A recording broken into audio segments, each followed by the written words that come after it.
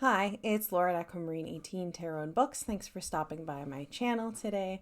I am here with a monthly recap video for November 2023. I will timestamp as always below. I have some things to share, general life update stuff to start, the decks I've received and worked with this month, books I've read that I have finished this month anyway, and then I thought I would do the check-in on my to explore / deck wish list, which has shrunk actually a fair amount since the last update, I would say. So general updates in terms of November. It's been busy, work is busy, things are busy. I've been sharing kind of health updates here and there. I'll just say, like, this month I've been trying to, take care of myself as much as possible. I went for massage therapy yesterday for the first time in quite a number of years and have some more booked. So that's something that I find helps with, some old injuries and ongoing kind of neck and back pain, posture related, desk job related kind of day-to-day pain. So I was happy to, get a good referral from a friend and be able to go and start that and get in a few times before the new year, and I'll book a few times after as well. So I'm happy to be back in massage therapy. I find it very helpful. I am still losing hair as quickly as I have been for the last couple of months, unfortunately, despite kind of trying to have some degree of medical help with that, but it is a kind of thing that just has to run its course. My scalp is really happy because it's being taken care of really well right now, but my hair is still falling. I'm hoping that it slows down and stops doing that in the next, 4 or 5 months. We shall see. In the meantime, I've decided to just embrace the fact that I don't have much hair right now by just going number 2 and sticking with that. And it's cold. My head is cold all the time. We had huge snow, at least for the first huge snow of the year, and really not huge compared to a lot of the snows that we get here. We had 6 centimeters or something, which is not very much.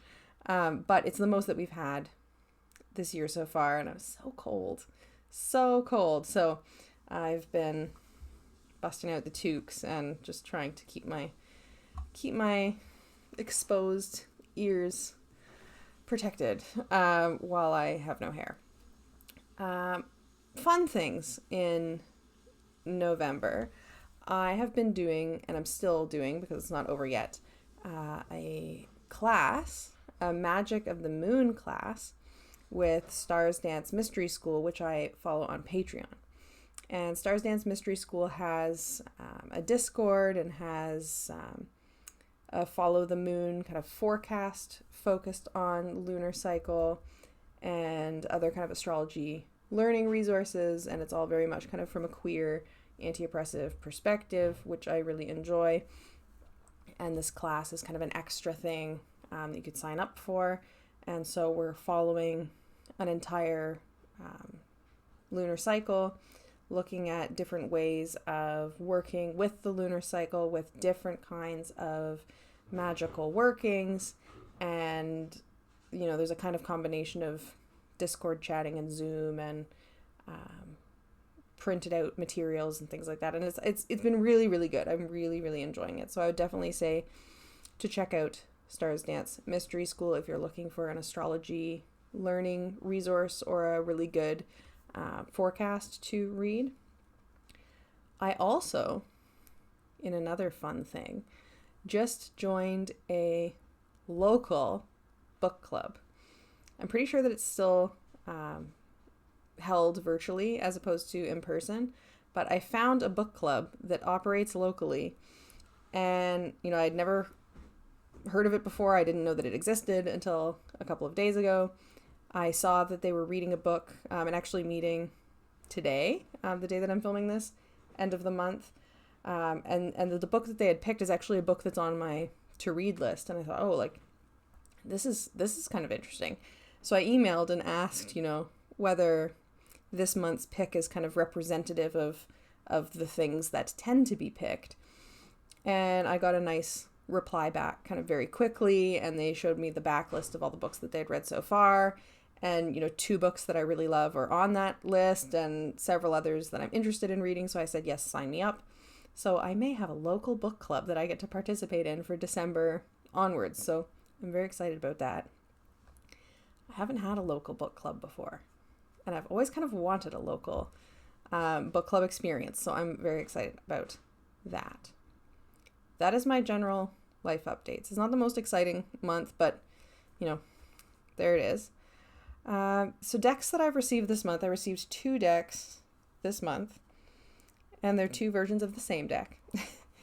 And that is one that I've already showed because I had a review copy, the Marseille Prendre Vie by Auntie Kay's Tarot.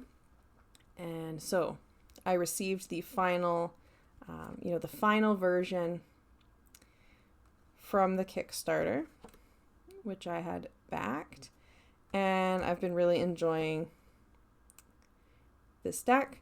I've been enjoying my review copy, but of course with a review copy, there's always the little things, the little things off center, little, full bleeds not quite making it to the edge, little things that come up in a draft copy of things. So it's nice to have the final one and get to enjoy that. And I also got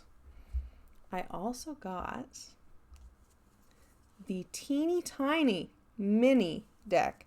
So I still have this one in the plastic because the full size, like standard tarot, came with a tuck box, which is good. This side opening tuck box situation I'm pretty into. Whereas the mini one just came on its own. So I'm going to be looking for a very small maybe drawstring bag or something to keep this in. But look at how tiny it is. I will make a comparison so that you can read. This is a mini. This is not like a tin, like a deck in a tin size. This is a mini. So compared to the full size, you can see how tiny it is. I think that that's fantastic. I recently switched from carrying a shoulder bag to carrying like a waist pouch. And so when I'm toting around a deck, which I usually am, I'm carrying around something always smaller than standard tarot size. And this one will be one that I think will fit nicely into the rotation to be one to carry around, because I also think, it's a deck that is very real world representative. It's definitely a kind of deck that, my friends would like to have a reading with, if I'm out and about and might be reading for someone. So I'm really happy to have like a mini, easily portable deck. I just need to find something to store it in so that it stays nice and safe. That is the deck that I received this month, and I've been enjoying. Other decks that I've been working with this month. I have been working a ton with the Flow Tarot. This is a deck that I have mentioned, has been on and off and on and off that wish list here and there. It's one that I kind of kept coming back to because I love nature photography decks, as people know who watch my channel. But then there was aspects of it that I wasn't sure, and I went for it. So the first, I think, video that you all will get from me in December, holy shit, it's December, December, will be a deep dive with this deck. And I tried something a little bit different in terms of a format that I haven't really done before, which is kind of filming little segments, little-ish segments, let's be real, it's me. Filming segments throughout the kind of month and a half of exploring this deck, kind of doing different activities and looking at it and talking about the book and doing a reading and trying it out in different ways. And then I'm, going to be splicing them all together into a kind of deep dive exploration video. So if this is a format that people end up liking, I've been starting to think about decks in my collection that I would like to do this kind of deep dive style exploration of. So if people like the video, I'm hoping they will. If you watch it, you can give me a comment and tell me. then I will do more of these deep dives. I've been having fun filming it, and so I hope that it's one that kind of goes over well. It won't be short, but I'll timestamp it, because since it's a bunch of different segments, it's really easy to timestamp too. So that will be fun. I've been working with the Endless Oracle. That's the backs. There's the fronts. And this deck is one that I love. This is like one of the best Oracle decks I've ever gotten to play with, in my opinion. I think that it's just fantastically well done. And so I backed the creator's Inkwitch Tarot on Kickstarter, and I don't have that yet. We just did the, what is this called? Like post-campaign survey just came out. But one of the things I backed for in that Inkwitch campaign, I got sucked in. I got sucked into that campaign. I will blame Lisa Papez for her video about the Inkwitch deck. I initially had a very, I pledged just for the deck, no extras, no nothing, and then somehow ended up like backing for like everything, including the Endless Oracle expansion packs. So I already had this deck, and I knew I loved this deck, and that's why I wanted the Inkwitch. But there are a few expansion packs, and one of them is a Zelda theme, and that's one of the cards there, the princess. And I love the Zelda games. They're top favorite video game material for me. And these came early, which I totally wasn't expecting. But the two expansion packs, one was a Patreon one, and then one is the Zelda one, they just arrived in a card on their own, without the rest of the items. They were obviously like, the creator already had them, I guess, like they were already printed. They were something that was already available kind of for sale on his site before, but I waited until the campaign to back. And it was just a really nice surprise in the mailbox to get these, these bonus cards. So I'm just going through to see if I can find the other Zelda cards really quickly. Of course I won't, because I'm looking for them.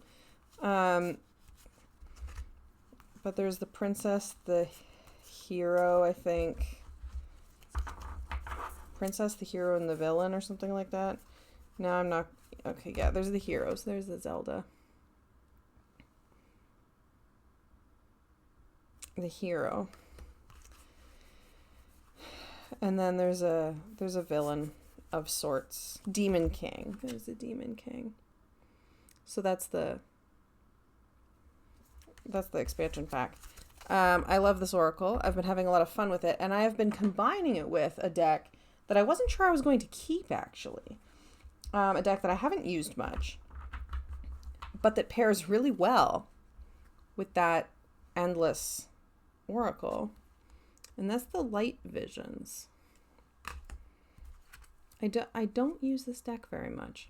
I haven't used this deck very much, but I find that this kind of limited color palette of this deck and the limited color palette of the Endless Oracle really go together nicely. And the Light Visions tarot also has this kind of panorama between a lot of the cards, the minors anyway. It has a kind of story quality to it. So they seem to be a nice pair, which I've been playing around with this month and enjoying. So that's my tarot for the month. I will also just mention, I'm not going to talk about it in the book section because I've not finished it yet, but as part of my tarot, practice, I suppose, for the month, I have been working through Tarot for Transformation 2 Pentacles by Drea Bloom. And Drea Bloom has quite a few books and is currently, in the middle of writing this kind of series, Tarot for Transformation. So there is a book, there's a very physically large, compared to this one, book, Tarot for Transformation of the Majors. The Pentacles is the first of the 4 minor arcana books to come out. And I bought this and started working on it. And I just got, very kindly sent to me by Drea, the Swords book as well, which just came out, is the Swords. And the Swords is bigger than this one. And this, I'm not done.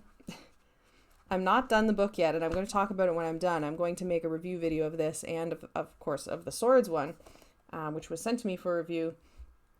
This is fantastic. I think that this is my favorite tarot book that I've read in quite a while. It's journaling focused. So there's a mix of kind of information about the cards, and it's very Smith-Waite keyed. The imagery is Pamela Coleman Smith's artwork for the most part. There's other images of like other things that are related to the content, but the cards depicted are very much Pamela Coleman Smith, and the color symbolism in those cards is here.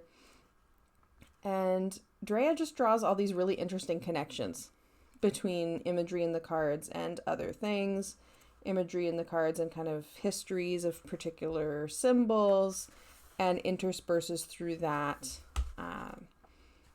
lots of journaling prompts. So what I've been doing is going through and picking out, a couple of questions for each card, and I've been writing a lot.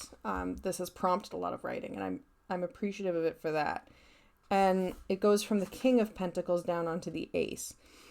And when I read the King of Pentacles entry, and in the King of Pentacles we get journaling questions, but we also get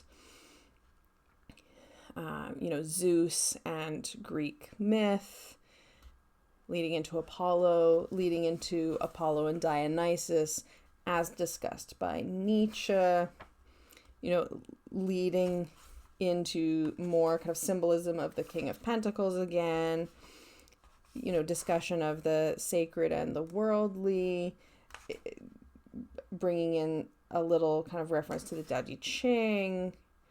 It is so wide-ranging and thought-provoking. Like, I'm really, really into this, and I cannot wait to give you my complete thoughts.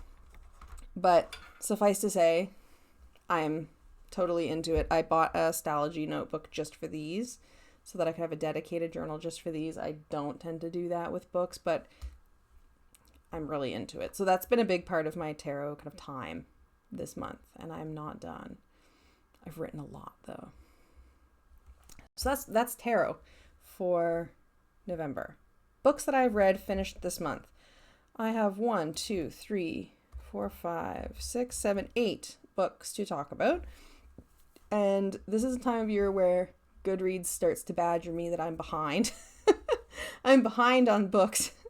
So I have read a couple of short books again, because even though I really, it's not about quantity.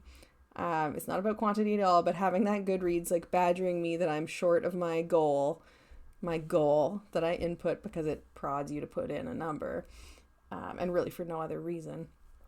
I've been reading, but I have an assortment of books. Almost all of them are ebooks that I read as ebooks. So I'll put some pictures up here so that you can see what the covers look like. But I have one that I had sitting in my pile of books to read that was recommended to me by a number of different friends, actually. And I finally, read in November. It was very much an intense, reading experience, and a book that I recommend very much. And that is the book Palestine Plus 100, Stories from a Century After the Nakba, edited by Basma Galayini. And so this is a book of speculative fiction, mostly speculative fiction. And I'll just read the back for you. Palestine Plus 100 poses a question to 12 Palestinian writers. What might your country look like in the year 2048, a century after the tragedies and trauma of what has come to be called the Nakba? How might this event, which in 1948 saw the expulsion of over 700,000 Palestinian Arabs from their homes, reach across a century of occupation, oppression, and political isolation to shape the country and its people? Will a lasting peace finally have been reached, or will future technology only amplify the suffering and mistreatment of Palestinians? Covering a range of approaches from SF noir to nightmarish dystopia to high-tech farce, these stories use the blank canvas of the future to reimagine the Palestinian experience today. Along the way, we encounter drone swarms, digital uprisings, time-bending VR, peace treaties that span parallel universes, and even a Palestinian superhero in probably the first anthology of science fiction from Palestine ever. And this is an intense book to read right now, amidst the horrifying situation that is happening. And, I was thinking a lot while reading this. This is a book asking, authors to think forward, to 2048 in reference to, in light of 1948, and how much closer to 2048 we are at this time. And this is a book that provoked a lot of thought, needless to say. And so I wanted to, read it. I mean, I've had this book sitting on my shelf for months, and I purchased this well before, the most recent events. But it was certainly one that I really wanted to prioritize, and I would highly recommend. I also wanted to mention, while I'm talking about this book, and I'll say I appreciated this book very much. Inevitably, with an anthology, I liked some, I found some, stories more impactful than others. Overall, I think it's a really fantastic collection. There are a lot of authors in here that I would really like to read more from. The book is 4 years old now, published in 2019. An extraordinarily impactful book. And I'm filming this on November 29th. And today begins Read Palestine Week. And I'm going to link below the website of Publishers for Palestine, who, from my understanding, it is Publishers for Palestine who are facilitating this week of reading for Palestine. I'll just read their blurb really briefly. Join us for an International Read Palestine Week starting Wednesday, November 29th. That's today when I'm filming, on the International Day of Solidarity with the Palestinian people. During this week, we encourage people around the world to read fiction and poetry by Palestinian and Palestinian diaspora authors, as well as nonfiction about Palestinian history, politics, arts, culture, and life, as well as books about organizing, resistance, and solidarity for a free Palestine. I think, amidst the ongoing, violent oppression that folks in Palestine, are facing right now, this feels extraordinarily urgent. And I think, read Palestinian literature all the time. Obviously, read Palestinian literature frequently. But this is Read Palestine Week. So I will, again, post below. A number of publishers have made books related to Palestine or written by Palestinian authors available for free in digital formats, in part for this. And some publishers did this before this week started as well.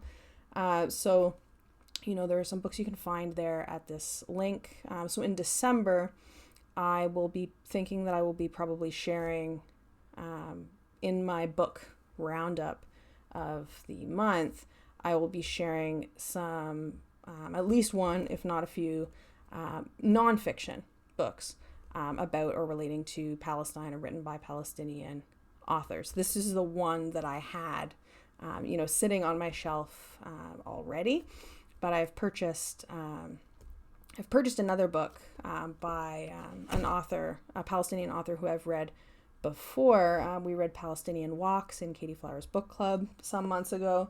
So I've bought his other book, which I'll be reading, starting during this week, as well as some other books, some nonfiction books. So please do check that out.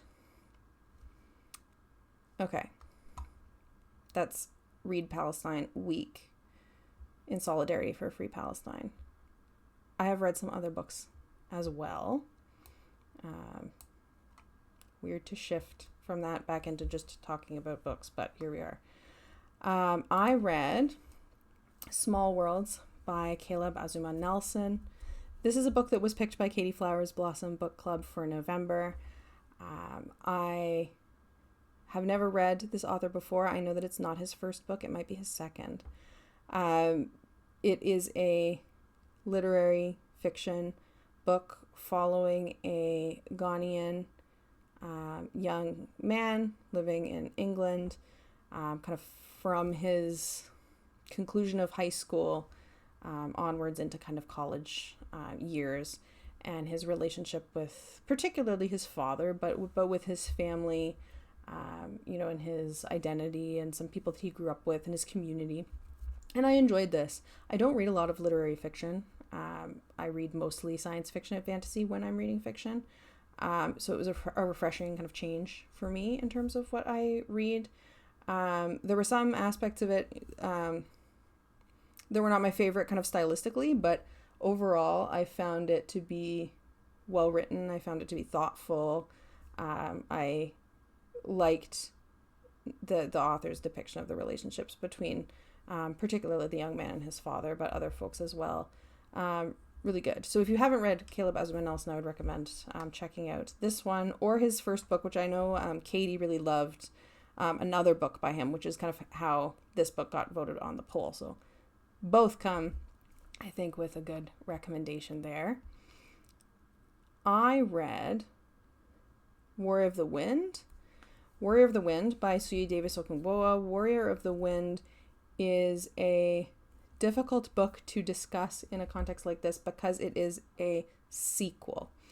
And it is a sequel in a planned trilogy. It is a fantasy novel. And it is a book that I will say you need to read the first book first. I will express appreciation for the author because he does put at the beginning of the novel a kind of synopsis of the first book. So if you're reading it like I am, kind of as the books come out, then you probably forget what's in the first book by the time the second one comes around. And it's nice to have that recap, as well as a kind of list of characters and a map and things like this that a kind of sprawling fantasy of this sort needs. And could you read Warrior of the Wind without reading the first book, given that there's that summary? Maybe.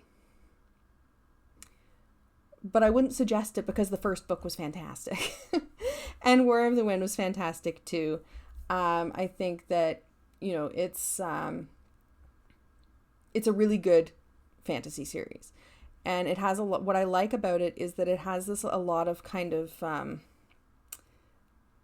political maneuvering, I guess we'll say, without giving anything away. And I think that it's written really well. And I think that aspect of the story is written really well in particular. So Suyi Davis Okungboa, Warrior of the Wind, is fabulous. But I recommend it with the caveat that you have to read the first book first, I think. And then you should read it, and then you should read the third one when it comes out. This is a series that is not finished yet, so the third book is forthcoming. I read The Death I Gave Him by M.X. Liu. The Death I Gave Him is a Hamlet-inspired science fiction, either long novella or short novel, set in a laboratory wherein work is happening on kind of various life-extending technologies. Things like the ability to upload one's consciousness, to extend one's life, for example. And Horatio is an AI that runs the kind of mechanics of the lab and has a really interesting, intimate relationship, with the Hamlet-inspired character in this book. This is another one that it's a weird one to talk about, thinking about spoilers, because it is very much Hamlet inspired. So if you know Hamlet, it's not going to be the kind of book that is like a shocking twist. It's hard to make a shocking twist out of something as well known as the plot of Hamlet. But this is extraordinarily well written. Really, really incredible, thought-provoking, interesting approach to to this material. I really liked this. I will read whatever MX Lou puts out next because The Death I Gave Him was fantastic. It's been on my to-read list since before it came out. I'm glad I finally got to it. I thought it was absolutely fantastic. I read a forthcoming, or it might not be, forthcoming, I think, being published this December. Thank you to the editors and to NetGalley and the publishers for this. The year's best African speculative fiction for 2022. I had read this year's best African speculative fiction 2021, and I really enjoyed that collection. So when I had the chance to get a copy of the 2022, I jumped at the chance. This is edited by Ogunnachola Donald Ipeki, Eugene Bacon, and Milton Davis.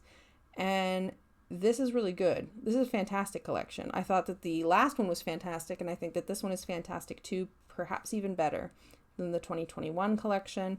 This one includes, it's mostly short stories, but it also includes some poetry at the end, which I appreciated, and I found many of the poems very impactful. I don't feel like I have a kind of critical vocabulary that is necessary to really talk about poetry in an effective way. Like, I don't feel like as a reviewer that I can talk about poetry, beyond, too much beyond saying that I found it, impactful or interesting or beautiful, from my own perspective. I don't have the capacity to analyze something like poetry. I just don't have that skill. But I thought that it was a good inclusion in this collection. Inevitably, again, with an anthology, there were some stories that I thought were incredible, more than others, but nothing felt like filler. There was one that I found a bit too content warnings heavy, we'll say, to get through, so I did skip that one. There are content warnings in my review and a number of other people's reviews on Goodreads and Storygraph. Overall, just a really fantastic collection. There were a couple of authors in this that I had been meaning to read or wanting to read something from and hadn't yet, that I was really happy to have that chance to.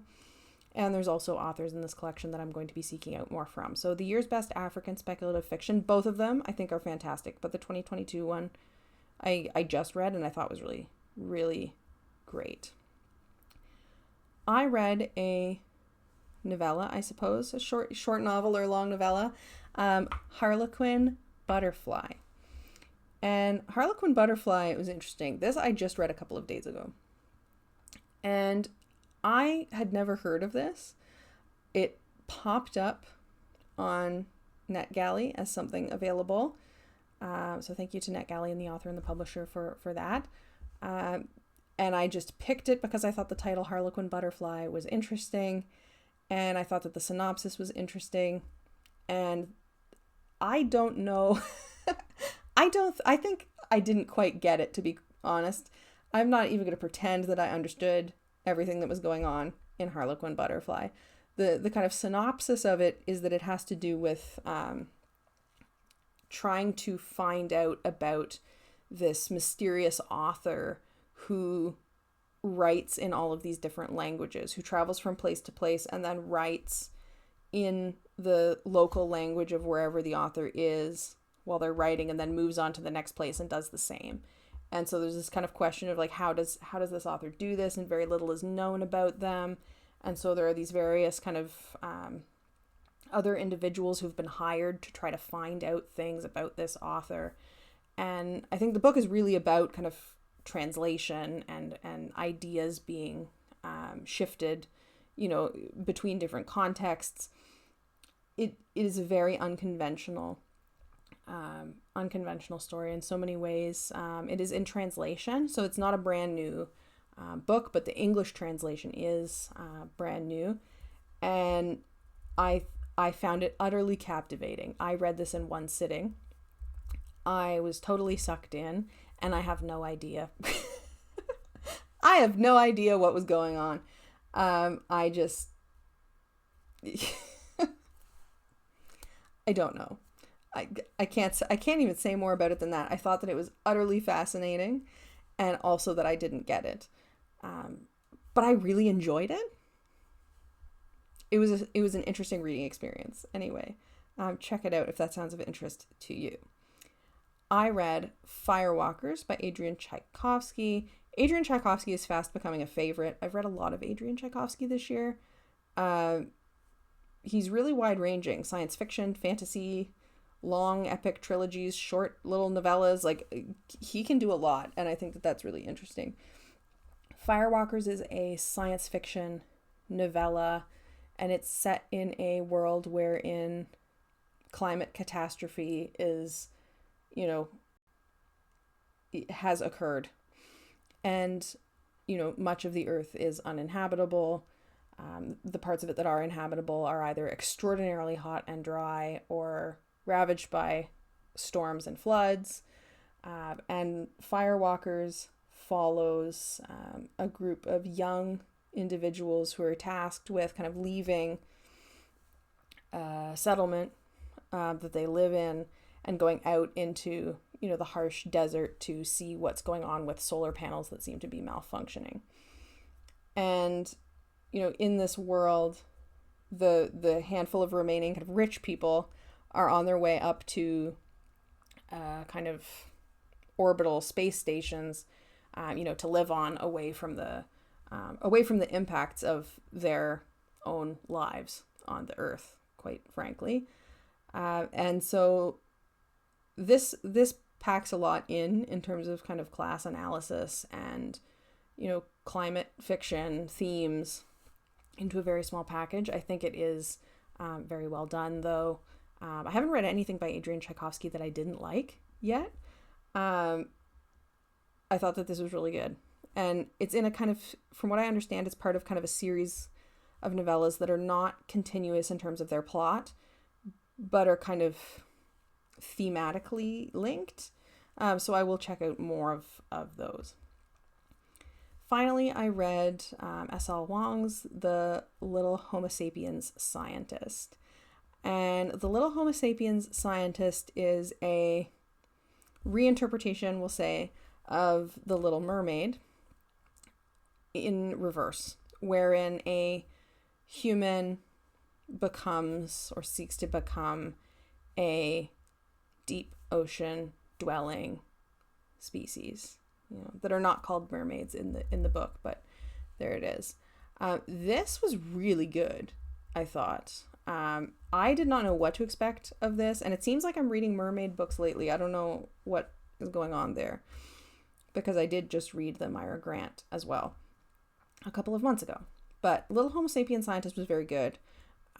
It has a lot of themes around gender, around sexuality, around identity, around kind of language and the translatability or not of language, and kind of cultural construction, we'll say.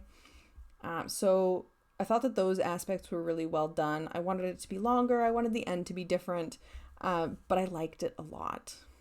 It was very short. It's very short, but very good. So that was my reading month for November. Finally, a little bit of a to explore / wish list check-in. I mentioned that my wish list has been shrinking, or my to explore / look into deck list has been shrinking. It has been shrinking because I've just been crossing things off, not because I've been shopping. I have not been shopping, actually. I, of course, like everybody else, have been bombarded by sale coupons and things in the month of November, but I didn't buy anything. I bought some stickers. I bought some stickers for my planner on the sale, on a sale on Etsy. But I'll show the sticker box of shame. I have this box.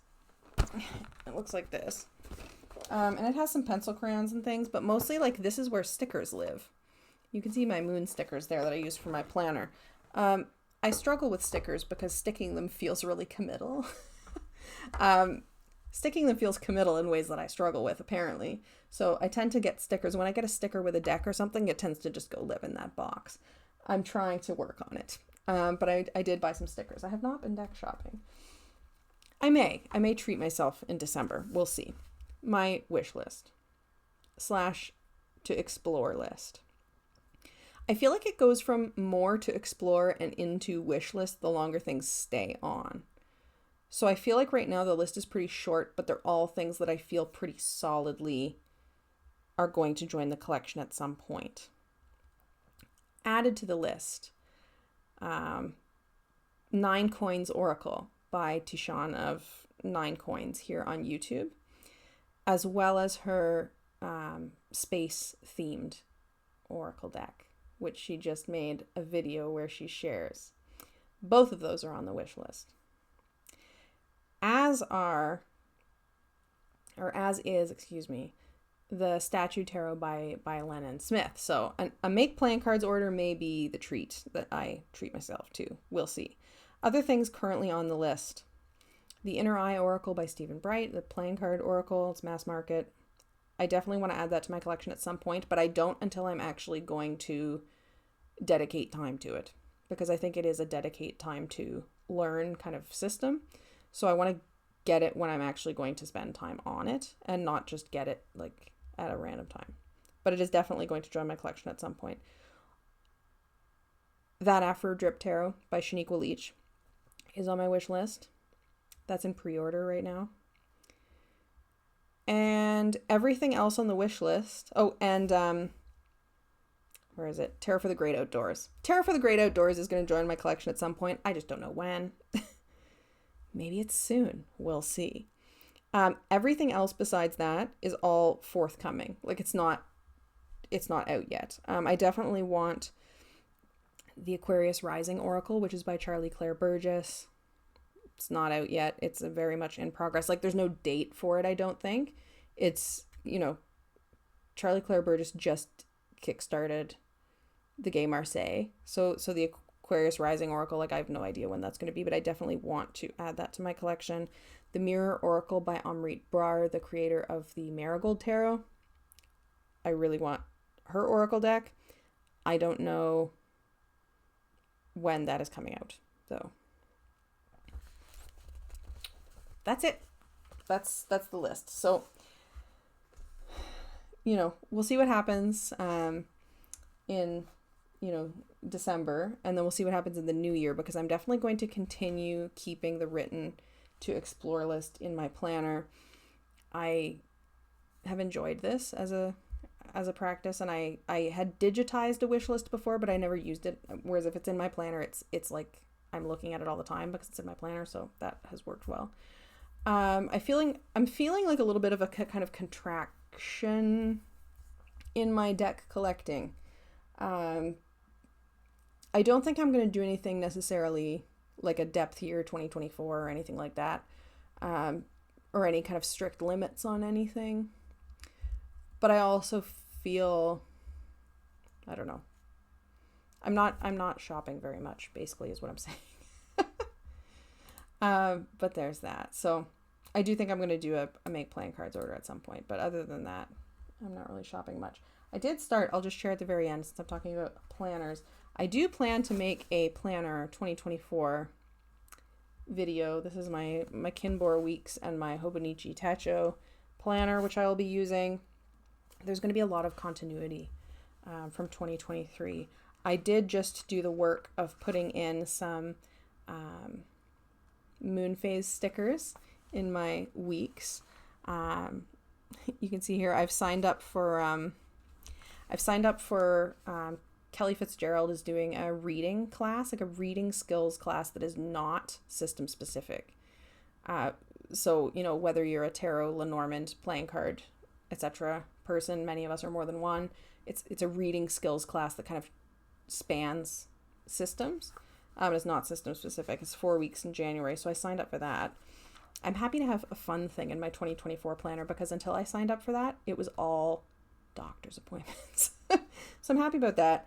I am still kind of planning the planner setup. I have a really ridiculous, like, drawn out piece of paper of all the different sections in the planners, and I'm writing down what I think is going to go where in each one. I'm ridiculous. But I know that here I'm not alone in that ridiculousness. So There it is. There will be a planner video coming, but I want to show you more than just like a blank Hobonichi Techo. So I'm going to start labeling things and sticking stickers. And then I will share. I hope everyone is doing well. I will see you all soon. And I think the Flow Tarot Deep Dive will be the next video. So I'll see you then. Talk to you soon. Have a good morning, good afternoon, good evening, whenever you're watching. Wish you well. And I will see you again soon.